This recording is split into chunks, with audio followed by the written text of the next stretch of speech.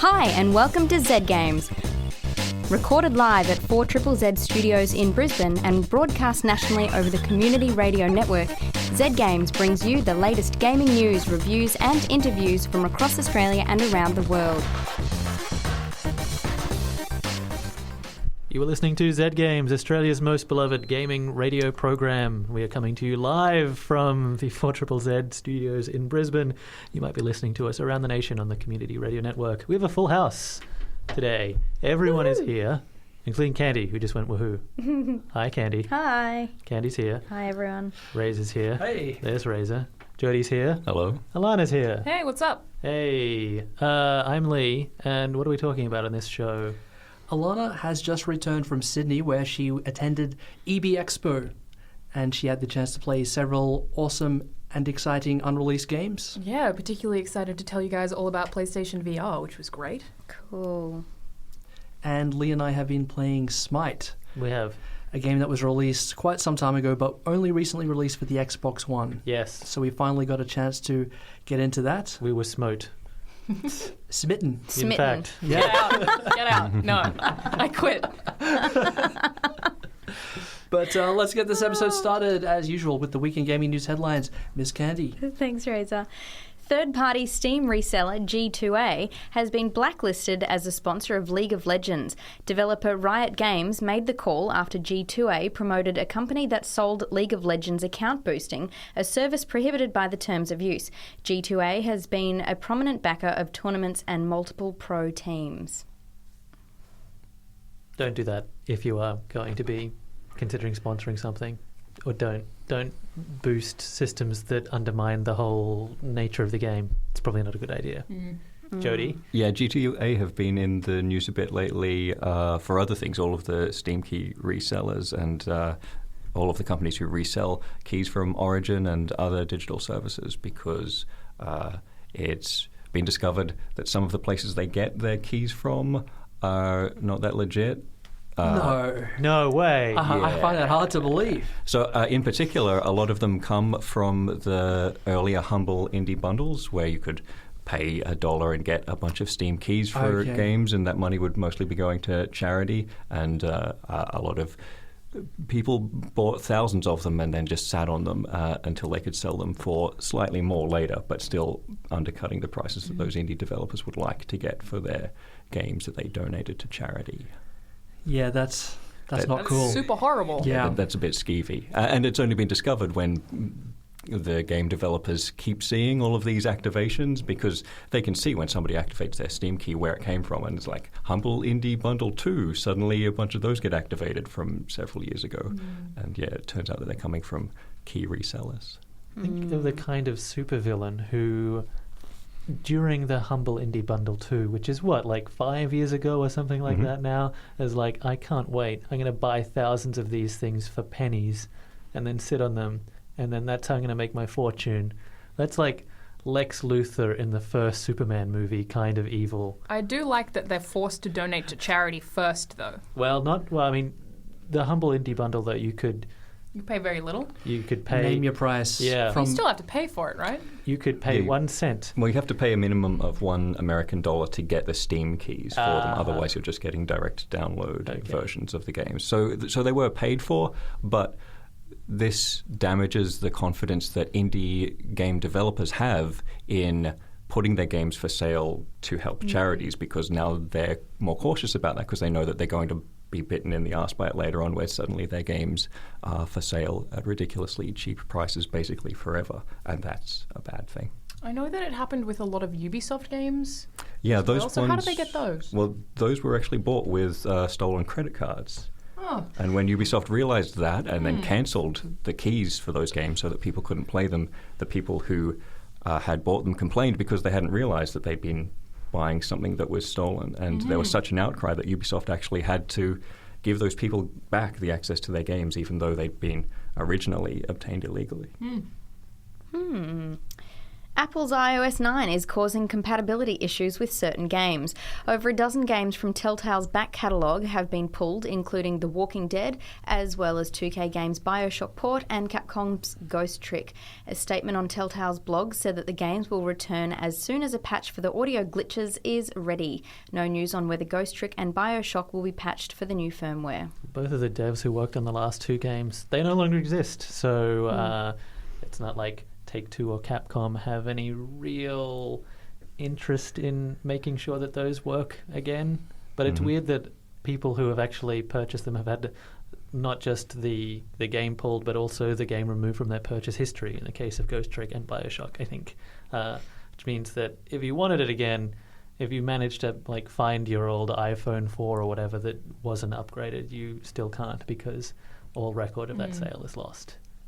That sucks because Ghost Trick is pretty rad. It's so rad. And the music is incredible, so you wouldn't want to be losing the audio especially. Yeah. Everybody in that game dances.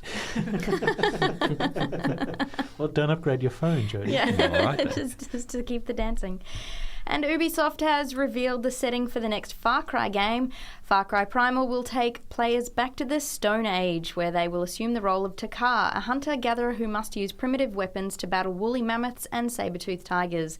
The game is currently scheduled for a February release. You seem pretty excited about this, Candi. Oh my god, I saw the trailer and I'm so excited. It might just be because I've only just recently gone back to playing Far Cry 4, and so I think I'm just really super pumped. I watched the trailer and it was vicious. I had the opposite reason for excitement in that I loved Far Cry 3, was really bored with Far Cry 4 because I found it was too similar to Far Cry 3, so now I'm excited about this one because it actually looks different. I'm I loved 3 and the new one looks good, so maybe it's every second Far Cry you play and you have a good time. They say it's the same with FIFA. I don't play FIFA, but apparently every second FIFA is very good. Better, yeah. Every second Star Trek movie I heard is good. Yeah. Every second version of Windows. Interesting. Yeah.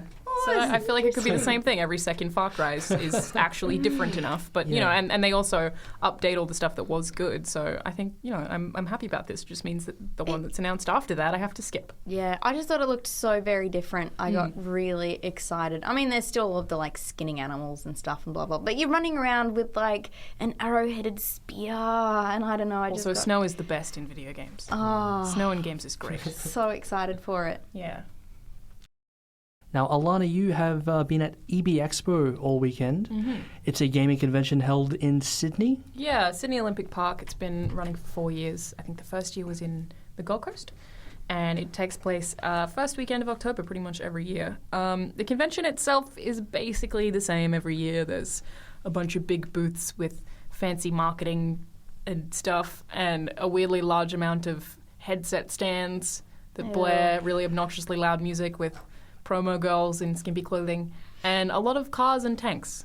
So that's kind of how you sum up the expo. Same pretty much every year. Not, that great. But this year there was a pretty good selection of unreleased games. First thing I played, and the one I was probably most excited to play, was Star Wars Battlefront. We had the Assault Walker mode on Hoth. We were playing 20 versus 20 on PS4, which is enormous. It's huge. The map is huge, the amount of people is huge, so it's just so action-packed, and I think the highlight of that for me is all the vehicles. They all handle totally differently, and you can spawn them at different times, but there's also a weirdly confronting amount of suicide bombing, which for whatever reason I didn't expect. Okay. Yeah. Is it being done on purpose, or are people just unable to fly the snow speeders? Because when I get in a helicopter in a Battlefront game, I crash pretty quick. I always die in helicopters on Battlefront, but I mean Battlefield. No, it is being done on purpose to stop people from finishing objectives. They don't talk that up in the Star Wars films, but it's going on constantly. Apparently, yeah. No, it's just you'll go to shut down a thing and just be attacked by vehicles. Just it's pretty crazy. I really don't know why I wasn't expecting it, but I wasn't. That was the backup plan, in fact, in destroying the Death Star, was that if they didn't make that 1 in a million shot, they were all just going to fly straight into the exhaust. Probably would have worked. Yeah. But overall impressions of that is that it's a perfect in terms of Star Wars. Not did you the play it suicide for? bombing. No, the Star Warsiness is just so authentic. All of the sound, the way that Hoth looks, it's amazing. The sound especially is just, it is taken exactly from the database that they have from the film, so it makes sense why it's perfect. So which sound effects from Star Wars are in there? And please make these noises right now on the radio. For Oh, our you know, listeners. the laser guns that do the chew kind of noise. There's a lot of that. Yeah. And Lightsaber, did you get to be a Jedi? I didn't. So I was Do that just- noise anyway. just- Yeah. No, Well, no, I'm that's kidding. like a vroom kind of noise. That's good. That's in there as well. Is yeah. Darth Vader in there? Darth Vader is in there, but I didn't see Darth Vader. Okay. I really would have liked to because apparently it's genuinely terrifying. Yeah, and he makes a sound too, right? They should just use me for the sound They effects. should. They don't need that database at all. Not at all. No, but really, it is actually perfect in terms of Star Wars in a way that I knew that it was going to be because they keep advertising that they've taken it all from the actual databases, but it was still just so impressive, and you actually really feel like you're there. But at the same time, I worry about the longevity of the game. I think that while I had fun with what I did play, and 20 versus 20 is just so chaotic, I think it's going to be like another Titanfall or Destiny where you play for an hour and then you know what every other hour you play is going to feel like. And despite their throwing in vehicles, it doesn't feel... I guess I wonder if it's because it is such a huge amount of people that there's no tactics you aren't encouraged to communicate, so it just feels like people just spawning and then running and shooting each other over and over again rather than having a lot of substance. But I'll definitely need to play more of it to make that decision. One complaint I definitely have is the auto-aim, which is just obnoxious. Plenty of games have auto-aim, and I can understand why it has it for such a large map, but it just... auto-aims on stuff that's slightly near you all the time, and I've never had that complaint about anything I've ever played before. Were you playing as the Empire, though? Because those guys can't shoot for shit. No, I appreciate the joke, All right, fine. but I wasn't. That's all I need. You tried. But no, I wasn't, and it's just really, I don't know. I don't, you couldn't turn it off. I'm hoping that it will have the option to turn it off, but it was just frustrating to have it, you're trying to run to a different part of the map and then it faces you towards someone again. Over and over again. Yeah. That's significant. Yeah, I've never felt that before. But the beta for that starts tomorrow. So Is it a closed beta or an open beta? It's an open beta, I believe. Really? Do Okay. you want me to check my emails? I can check. I guess. That. I'm interested. Let's have a look. The beta will open to the public on the 8th of October and offer Walker Assault on Hoth and Drop Zone on Solist and Survival Mission on Tatooine. So, yes. Is that for all platforms? PC? It is. It is? Okay. Yes. Cool. I'm interested in the PC version, although I've heard that the specs are quite hefty. The They're minimum right up there. specs. Yeah. Yeah, hefty specs. Yeah. I've heard that. Yep. Well, you need a 2 gigabyte video card and 16 gigabytes of RAM. That's the recommended Well, I spec. mean, it is a huge game. The maps are Yeah. massive, so that makes sense. But yeah, definitely going to need to play more of that to sort of flesh out my opinions on it. Then the next thing I want to talk about is PlayStation VR. Yes. Which is just incredible. It's the PlayStation's version of the Oculus Rift, effectively. It's a headset that you wear and then you're completely submerged into a different universe. And first things first, it's really comfortable. It's really light. It looks good. It's got nice white and blue stuff going on. It's a fancy looking Blue headset. LEDs all over the front, It's right? very Tron looking, and I like that. Makes you That's look like cool. Cyclops from the X-Men. Yeah, It's kind a of. good version does. with blue eyes, not red eyes. Oh, that makes all the difference. Yeah. It's very important that those LEDs are blue. But yeah, it's super comfortable, and it also doesn't have. I think they call it screen door effect, but I'm going to say the graininess that Oculus Rift DK2 has, which is just you can see the pixels all the time in everything you play, and I don't know how, but PlayStation VR didn't have that. It was really, really smooth. Vaseline on the lens. Got to be that, because it doesn't really make sense how it looked better than DK2, but it did, and everyone else I spoke to agreed with that. But the thing that I played was called the Deep, which is basically you just get submerged into water. You're sort of in a cage, and you're going down into the ocean, and there's a lot of... Nope. Jesus, I'm immediately uncomfortable. I was uncomfortable, but it wasn't too bad. It was mostly pleasant, except for when you get to the bottom and there's a shark. And it was funny. I had a friend recording Shark? me. Yeah, it's a shark. Oh. I had a friend recording me Two while of us are out. 3. We're going. while I was playing it, so someone had a video on me that whole time, and they weren't allowed to record the screen, but I could tell the point when the shark showed up because my body language was so dramatic. Like, I froze, and then I laughed, and then I sort of shuffled my feet a bit. And like, you know what? That's the part where the shark appears, obviously. The graphics are terrible, but, you know, it's a because it doesn't have that graininess, because it's so comfortable, it almost feels like you're not wearing it. It was totally immersive, as cliche as that word is, and I just really want to try other things with it. I think that it's another great piece of technology, and I love VR, and I want one. Yeah. Yep. It's interesting that you say that you forget you're wearing it, because every time I've used the Oculus VR, I'm always reminded I'm wearing it, because you've got like a bunch of cables from your neck coming down. You got the headphones. You can feel it, and it's kind of heavy. Yeah, and there's all this crap that's hanging off you, and you're just like, it's a bit uncomfortable. Look, at this point, I think PlayStation VR is better than Oculus Rift DK2, but it's hard to say because we don't know what stages of development the PSVR is at either. It could be further ahead. You know, you can't really compare two things that aren't officially released yet. But yeah, definitely lighter, more comfortable, and didn't have any of the graininess. So I think that's supposed to be coming out sometime in the middle of next year. And I look forward to seeing the game library that comes with it, because the Deep is more of a viewing experience than a game. They did also have something that's like a hostage situation where you're in a car and you use the PlayStation Move controllers to shoot, which people were raving about, but you had to make appointments for it a week before EB Expo even started, or had to have like an express gamer pass, which apparently costs like $500 for the weekend or something ridiculous like that. So I don't think too many people got to experience it, unfortunately.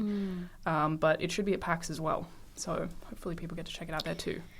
I'm incredibly excited for the whole virtual reality onslaught. I mean, you spoke about immersion. I remember, like, as a child playing games, you got fully immersed in the game. Like, it was almost like you're in the world. As an adult, it's hard to recreate that, because you got all these things. Well, for me anyway, like you got all these worries in the back of your mind. All these priorities. It's like, okay, adulthood. I'm going to pay my bills later. Exactly, like all these niggling thoughts in your mind, and it's hard for me to get into the game like I did as a child. But when I put on the headset, I experienced that again, like being in the game. It's also like, you think back to the very first 3D film that you ever saw, you know, like just that absolute wonderment of just things coming out at you. And even then, like, you still were aware that there were people around you, but it was just completely different to ever seeing any other movie or watching TV or anything, because you felt like you were right there in it and you could almost feel them, or, you know, it's just another I remember step mine was along the Movie way. World. I watched like the 40? Marvin the Martian? Yeah. I watched that at Movie World. That was the first 3D thing I ever saw, and I still remember it. And my first VR experience was TF2, and that was pretty crazy. I hope it takes off, because it is so well done, and all of these different VR headsets that are now coming out, they're all really good. I find it interesting that it's coming out through a games avenue, where, like, I look at this technology and I just think there are 1,000,001 like medical uses and educational uses and things that this would just be so much more beneficial to than just it's easier games to as well. Market to nerds. Look, the thing. Probably, but like, trust me, nerds, you want this. Whereas, you know, trying to market a screen that's really close to your face to someone who's interested in, I don't know, natural medicine is going to be like, probably don't want that. But I definitely think it'll branch out to that in the long run. Not so much that, but, you know, people that are not able to get outside or move around as easily, or just, I don't know, it opens up literally a world to people that, you know. Alanah, as an offhand remark earlier when we were discussing, you said that if they could link it with the Google Street View, it would just be maybe a world-changing experience. Like, wouldn't need to travel anymore. Yeah. Goodbye, travel industry. That's all we need. I don't know. I think I'd want those maps to be a little bit updated first, because I tried to look at just where I lived the other day, and it was like a flat pancake box. It's like not the most exciting street view I've ever seen. Also, don't live in a flat pancake box. Yeah, but it's like user updated. So if you want to actually add some volume there, you have to go in there and, you know, build those models yourself, Candi. Oh, I see this like breaching all kinds of privacy laws. Yeah, I don't think that's how it works. And I want to look inside her house tonight. Fine. Alanah, you were at the EB Expo on the weekend. Mm-hmm. You've been playing a few things. You've got to tell us all about Rainbow Six Siege. Yeah. Do you breach any doors? So much breaching. I'm a huge Rainbow Six fan. I always have been. I love tactical shooters. I think Rainbow Six Vegas 2 is probably one of my favorite shooters ever. So Rainbow Six Siege is a little different in that it's multiplayer focused, and it still has the same intensity of a full Rainbow Six Vegas game, which is, I mostly played the single player of those. We played, I think, 6v6, I believe. Don't quote me on that. But it was effectively like a situation where you have to capture an area, and you can breach doors, you can set up traps. Maps are really small amount of players, even smaller health bars, and you don't respawn if you die. Are those maps all suburban spaces? Because that's all I've seen so far. That's all I've seen as well, but I don't think they've announced all of them yet. Right. So the one that I played was sort of an apartment block, I guess. Just sort of 3 levels. So the one team, whoever's putting this area in, can decide which floor it's on, and the other team at the same time can decide which floor they decide to spawn on. And then, you have to communicate a lot to figure out where the other team is, and then figure out how to actually get to them without them killing you, because a couple of shots and you're dead, basically. So it's super intense, and there were 3 matches or 3 rounds, and we got to the last one, ended up as a 1v1 when, we were 1-1 for the previous 2, and then the third ended up as a 1v1 at the very, very end, and in the last 10 seconds of the countdown it ended, and it was just so damn intense. But it's also hard for me to talk about because there's so many different components of it, like different things that you can use that I don't know all the technical names for. Like a lot of wire traps is a big thing that we used, and for that last match, the whole of my team was breaching from different entrances. So you just have to sort of coordinate where you all are on a map. And, I guess it kind of makes me think of CS or Counter-Strike, but I think it's still in some way more intense than that. One of the most stressful experiences ever. But I do have concerns about it coming out, because if you don't have a lot of communication or a microphone, it's just not going to work. Yeah, just playing with randoms. Not going to work. Or think they're Rambo or something. Yeah, and a lot of people will, but you die so quickly that it's useless, and I just don't think you can have any success without talking about what you're doing and where you're placing certain things. And it's I don't know how it's going to work on console, especially when less people have microphones. But, if you are just searching for a match in matchmaking and then you end up versing people who are friends in a party together, you just don't stand a chance no matter what, because it's communication-based. So I feel like it's probably better to play this one on PC when it comes out, because a lot of people on PC tend to have mics. But just hope that it's people who are willing to talk to you, because it's going to fall apart without that. But with that, if everything's in order, it's going to be great. But it's also, not as fun if the other team doesn't have mics, because then they're not going to be competitive. So, you have to have the perfect circumstance for you to play this, which at an expo floor totally is, because everyone has a mic and your setup's not going to fail. So, I feel like for this game to be successful, you have to have just really ideal circumstances, and I don't know how that's going to work in the real world. The showcases I've seen for this so far have all sounded like they've looked like a lot of fun, but also sounded really fake, because the people playing it are like the developers or maybe actors, because they coordinate too well. It's like watching a TV show. It's like an episode of 24 or something, and you're like, a real game is never going to be that smooth. I feel like we coordinated really well in all of ours, but the biggest thing is people talking over each other. So it's real if people are like, wait, where are you? Roughly, where are you? And then you'll have someone be like, he's here. And you're like, from where? Like, he's here.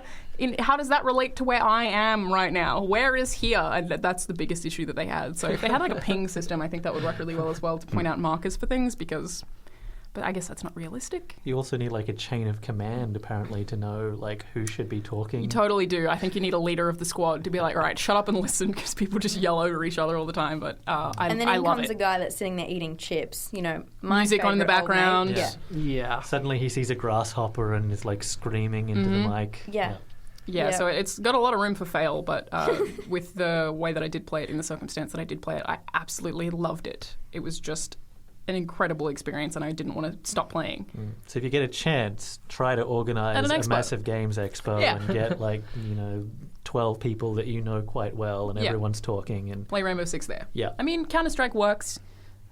I think Rainbow Six Siege is a little more, requires a little more communication than that. So, yeah, I don't know. We'll have to wait and see. And then the other one that I played was Halo 5 Guardians, which I think the game mode that I played is Warfare. And it's just so different from Halo completely. Has anyone here played a lot of Halo? I have. Yeah. In the new one, you can run, right? You can sprint. And jump and Yeah, stuff. you can. Well, no, can you'd always always jump. But I was there's something playing else. Halo 2 you can last aim down night. sights, right? Yeah, you can. So that's new. Yeah, well, you could kind of also do that. But you can do it on all of the guns Yes. Yeah. I was playing not just Halo the 2 pistol. last night and kept trying to sprint and couldn't. We're like, why doesn't this have a sprint button? It's so difficult. But the biggest thing about the Warfare mode is that I feel like one of the best things about Halo is that you spawn with, or you used to spawn with the same stuff, and then everyone would fight for the certain weapon on the map and then just dominate with it. Like if someone gets an energy sword or a gravity hammer, that person is effectively the man with the golden gun without the game needing to orchestrate that, and I love the way that plays. With Warfare, it's basically not even Halo because you get these things called Recs and you level up in each match. So individually for that match, you'll have a level. And say you get to level 6, that means you choose a different loadout when you spawn. Level 6 might unlock a Ghost or a Banshee, energy sword, gravity hammer, and you can spawn with those things, meaning that it's totally different. And I feel like it's going to give better players huge advantages because while you level up pretty quickly for really small things no matter what, people who are better are going to get better weapons and just continue succeeding. So I don't really know how that's going to work in the long run. It was still really, really fun, and the gameplay is still very Halo, again, aside from sprint button, but I'm happy about the inclusion of that because playing games without sprint buttons now is hard because you get used to it. Yeah. So I'm happy about that inclusion, but this game mode particularly felt like a totally different game. If you can spawn with like a hover bike every time, then that's a pretty huge advantage over everyone else. Yeah, and you can. I think the idea is supposed to be that everyone will be the same level, but I don't really know. Yeah, that's a similar system to MOBAs like League of Legends, Dota 2, where you level up only for that game. And I think it balances it out it's basically exactly the same. Yeah, it balances it out by having your teammates sort of assist your level. So even if you're doing crap, if your team's doing well, you'll still share the experience points. Yeah. Yeah, so I guess it's supposed to pace the game so that at the early stages everyone's kind of scrabbling with nothing, and then by the end everyone has cool stuff. Yeah. But you have to ensure that everyone does end up with cool stuff at the same time. Yeah. And I mean, they seemed to from what I played, but it still plays totally differently. And I think with the vehicles especially, like being able to spawn with whatever vehicle you want totally, it just changes Halo so much. But you can also, with these Recs, you get Rec cards. This could turn into a really long discussion, so I'll just cut it short by saying that you can buy Recs as microtransactions. Okay. Oh, no. Yes. So Okay. a rec for a Ghost is available as a microtransaction, but you still have to get to a certain level before you can use it, but you can buy that specific card so that you'll have it for the next game. So that's a thing. No, boo. Yeah, that Yeah. doesn't sound good at all. Well, I mean, I don't know if it gives you that much of an advantage. I don't think it's going to help. It's just going to... Yeah, I don't know. I'm still not happy about it because microtransactions are automatically a dirty word. Well, it's pay to win, as far as I can tell, isn't it? Don't But you know still if it is have in to this. level up Yeah, to you get still to have to that get to the point, level. right? So it's just like it's giving you that card instead of you having to get it by some other means. It's just giving it to you faster, but you still have to get to the right level. You can't start with your Ghost just because you have the rec. It's like you have it, but you have to wait till you're level 6 till you can use it. Okay, I get Okay. it. Yeah. So, yeah, we'll see how that goes. But, I mean, I still totally enjoyed it. I think Halo multiplayer has always been awesome, but it felt weird playing Halo and it not being like Halo. It was just an odd experience. We did also play with the Xbox Elite controllers, which I don't believe are out yet. It's 4 buttons at the back, which you can customize to do different things, and the D-pad is totally different. I didn't like it very much, though. The Really? D-pad's really imprecise. It's got triggers on the back, right? Yeah. Yeah. And it's annoying because, when you hold the controller, you sort of curl your fingers around the back of it. You can feel them constantly, and I feel like that's just kind of distracting, being able to feel bumps at the back even when you don't want to use them. And, yeah, the D-pad was just trying to use that to go through a menu system was just a mess. Yeah. It has no idea what it's What's doing. wrong with it? What's happening? It's got sort of pivots. Yep. It's almost like it's on like a circle, and it just, instead of being 4 directions, I don't know how many it's got, but Is that like the very it's original all one? over the place. Didn't Matt have it? Because he used to that. I swear the original controller had that. Well, there's one they brought out for the 360 where you could pop out the D-pad and it would effectively do the same thing. But No, I'm thinking earlier. it's good for fighting games, is the point. Yeah. It'll be really good for fighting games, but for everything else, I just found it annoying. Like, you can't go through a menu system using the D-pad because it's so imprecise. Can't you replace it? It comes with 2. Yeah. Yeah. So the idea is that you can take it out, and the whole controller is supposed to be customizable in every way, but I don't know if it's worth the price point. Yeah. So it's comfortable, though. The grip's nice. That's about it. Just bumpy. Yeah. So we've been talking about the games and products that Alanah saw at the EB Expo. Any other highlights that you would like to just quickly mention in passing before we head off to I did play a bit song? of Just Cause 3, and that was really cool. I just blew some stuff up, which is really all I did in Just Cause 2 anyway, so it's not that different. And yeah, that's pretty much it. PlayStation VR was totally the winner for me, closely followed by Rainbow Six Siege. Cool. And do you have release dates for the games that you talked about? I know That is a ridiculous request. Star At Wars. this stage, yeah. Star Wars November 16. I think Halo's also November. PlayStation VR is supposed to be next year sometime. What else did I talk about? I don't. That'll do. Yeah. That'll do. Yep. November-ish. Thank you very much, Alanah. We're listening to Z Games. We You are are. all listening to Z Games. We are also. Some of us are doing Z Games. But when we come back, Lee and I are going to be talking about SMITE. Very nice. Razor and Lee, you've been playing SMITE. Yep. Yes. Tell us about it. So it has been out for a while for the PC. Last year, I believe it was released. And just got a release for the Xbox One very recently. So we thought it'd be a good time to cover it now, finally. Yeah. I mean, we've been bitten a little bit by the MOBA bug, in part by things that are non-traditional games, so more Heroes of the Storm, less League of Legends and Dota 2, because we're still terrified of those games.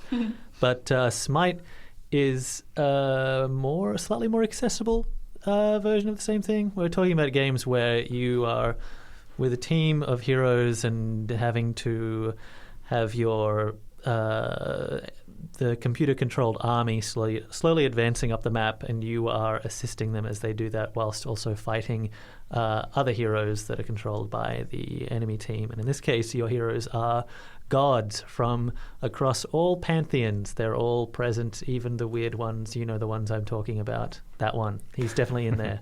So it's like real-world mythology and religion is where the characters come from. That's like it. Greek, Roman, Norse, Hindu. Yeah. Further than that, yes. Lots of really cool, like, Mesoamerican things and stuff that I'm not even sure what they are, like strange Czechoslovakian nightmare creatures. Who did you play? That steal your teeth. What? Yeah, just because. Gods. I have a couple of favorites. I'm a big fan of Sun Wukong, who I'm talking about, the Monkey King, as in Monkey Magic. He's in there. He's great. Loki, also awesome. Good. But my favorite is Cupid, who is an adorable, fat, little, big-eyed cherub, while everyone else is a cool, like muscly ninja laser warrior hell creature. Well, I mean, to be fair, you can also get a different outfit for Cupid that makes him a little red, fat devil baby thing. Or the bee costume. The bee costume, very cute. I'm saving up for that. It's some Anne Geddes, like, magnificence. Whoa. Yeah. I killed a lot of gods in my fat cherub outfit. It was amazing. What, like asleep with some flowers in a pot plant or something? No. You shoot them with your sweet little arrow, and it makes a little plink noise every time. Everyone else has cool powers, and Cupid is murdering people with this, like, blink. Just to clarify, are you guys playing it on PC or on console? We are playing it on the PC. Yeah. Yes. So to backtrack, Ray, you've been playing it as well. What have I missed out here? Well, it's basically like your Dotas, like your League of Legends. The core gameplay is the same, but the fundamental difference with this one is the perspective. Yes. And that is... That's why it works so well on console. Yes, because those games have their origins in a real-time strategy game. The original Dota mod was as Warcraft. Warcraft 3. It was a Warcraft 3 mod, and so it retains that... it retains the interface and the control scheme of that game. Whereas here we've got an over-the-shoulder, a typical third-person perspective, much like you'd find in MMOs like World of Warcraft, etc. And so it gives it a kind of more in-your-face kind of flavor, I guess. It feels more immediate because you're controlling your character directly. You're not just clicking the mouse and clicking around like that. I think it makes it feel more like it's your character is the biggest thing. And again, this one being on console, I think it's the first MOBA to make it to next gen, and it plays so well on the Xbox One because of that shoulder view. You can't play any other kind of MOBA on a console. It just doesn't work like that. And I wonder if that's kind of what they had in mind when they made it in the first place, was that it would end up on console so that you could sort of see over your shoulder and play it that way. Yeah, the third-person perspective also means that the things that you prioritize when you're playing are different as well. So MOBAs tend to be all about controlling spaces and stuff. And here, not only are you having to control the lane, but also you're having to be aware of your surroundings and where you are spatially, because all of your attacks are things that are happening, either in front of you or on either side of you. So the standard movements of a third-person, first-person shooter style of game are all suddenly very, very, very in your face. Like cover, line of sight, those sort of things. You have to make sure that you're not in the range of someone. Things like distance and whether there's an obstacle in your path suddenly become more important. Yeah. Which is cool. Yeah, you actually have to be able to aim to be able to play this, which is neat and fun. The aim isn't too precise, though. If I remember, it's kind of it's not it's not too hard. No, it's still, there's a degree of auto aim to make it so that it's not impossible. There's no vertical access, so to speak, which it takes a little bit of getting used to, because in most third-person games you're used to navigating it vertically as well. Yeah. So as long as you just on the horizontal plane, you're in line, you've got them.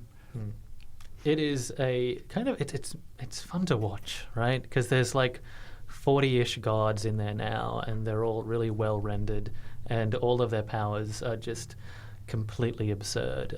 It's a really pretty chaotic looking game, and it, especially with that third person view. I really like SMITE. The third person view just really helps in that, people shooting out bolts of lightning like Zeus, and it's just watching it from that perspective makes such a big difference, because it's all right in front of your face, and all the characters are really, really good looking, even if all the women are totally half naked, because they have to be, that's the thing.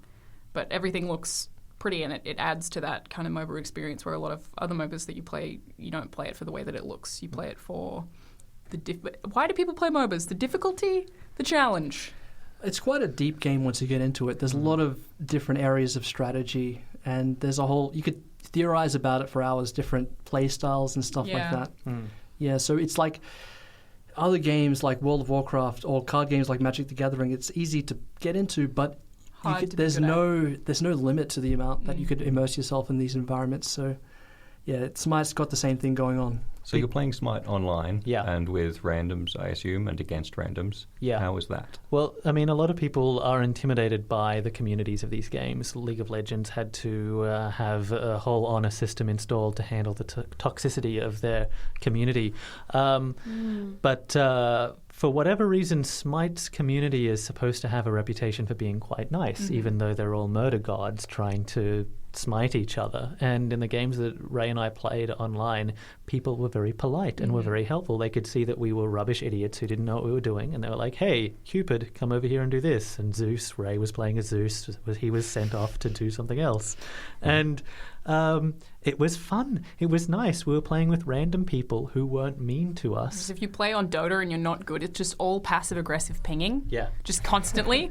Like, why aren't you here right now? Yeah. I'm part of a bunch of SMITE Facebook groups, and yeah, it's always discussed that SMITE is nice, and I can't figure out why. Why are people in the SMITE community particularly nice? Maybe the gods curse those who are not. That's probably it. That's definitely it. They have to go and play Dota 2. As far as I can tell, there's not really any hardcore punishment system for people who are bad. I mean, I think there is a small one, but the developers don't have to go to such extremes like Riot Games do to keep their players under control. It seems everyone just generally good, helpful people. Yeah. Can't really put my finger on it. I don't know why. I don't know how, but I definitely appreciate it. They're all like, pious religious types. Obviously. So it's marketed to Christians. Yeah. Their religion tells them that they can't be mean to others. Makes sense. So have they added Jesus yet? Not yet, but fingers crossed. Yeah. They just added Soul. So I mean, they've got to get to him eventually. Yeah. They don't even have like a Christian God though, do they? No, he's not in there. No. For whatever reason. How do you even put him in a game? What does he look like? Well, you just do Zeus, but you take the lightning bolt away specifically. Yeah, that's probably it. Another cool thing that the over-the-shoulder perspective gives you is the fact that the skins are way more appealing now. Now that I can get up real close to my character, all of a sudden I care what he or she looks like, and that's where they're making most of the money, is by selling different skins for your character. There's a lot of cool variety there. There are a lot of cool varieties. So at the start you might be thinking, I can just get away with playing this game for free because I don't need to look like that cool cyborg. But, as you get going, as you get deeper in, I think it becomes more of a status thing, and you definitely want Have you to spent want it. thousands of dollars on cool cyborg versions of God? I haven't spent any money at all, and I've had a good time, which I'm pleased by. If I slip further down the rabbit hole, which is a possibility at this point, I could definitely see myself getting one or two cool skins for the characters that I like to play. I was at the SMITE World Championships in January in Atlanta, and... Were you really? I was, yes. I don't know why I just found that really fascinating. I was. It was good. It was great. She said Atlanta, not Atlantis. No, That would have been way cool. But I heard. the money that they managed to raise for that was, I think, it was just below the DI4. I don't remember the exact amount, but it was millions and millions of dollars. And at that point, SMITE wasn't that popular, and I wonder if a large part of that was because it's more appealing to spend money on SMITE because everything's closer to you, and aesthetic changes are worth more because you see them more. So, they had a much smaller community, but still raised a ton of money for their prize, and 10 million or so? I don't remember, right. but it was a lot of money, whatever it was. They're really pushing the competitive aspect over here in Australia as well. There is a SMITE championship. Yeah, they're doing stuff at PAX. So they've got a bunch of cosplayers they're going to be having at the booth. They're doing championships, and I believe there's going to be an after party, which is how you know that you're in the pro league, I guess. MLG Pros is when you have an after party. Yeah, I'll come dressed as Zeus. How about that? I think they'll love that. Yeah. Toga. Also, there are Australian servers for SMITE, which is awesome. Yeah. Yeah, there's no latency issues. So I think they're going for the community building of the esports thing here, which is cool. So to summarize, if you wish to see an Ann Geddes B-baby murder a Czechoslovakian death god, then... Which obviously you want. Yeah, of course. Obviously. Then SMITE is the game for you. Yep. You're right. And it's free to play on both PC and the Xbox One. Yes. And that's going to bring us to the end of this week's episode of Z Games, guys. Thank you very much for your company this evening. It's been a pleasure. Be back next week at the same time. Now, next week, we are speaking with the winners of the 48-hour game making challenge that was held last weekend. Yes. That's very exciting. Looking forward to talking to them. But we're going to leave you now with one track from the Retro City Rampage soundtrack. Jody, what do we have here? This is Vert with Retro City Rampage. See you guys next week. Bye. Bye.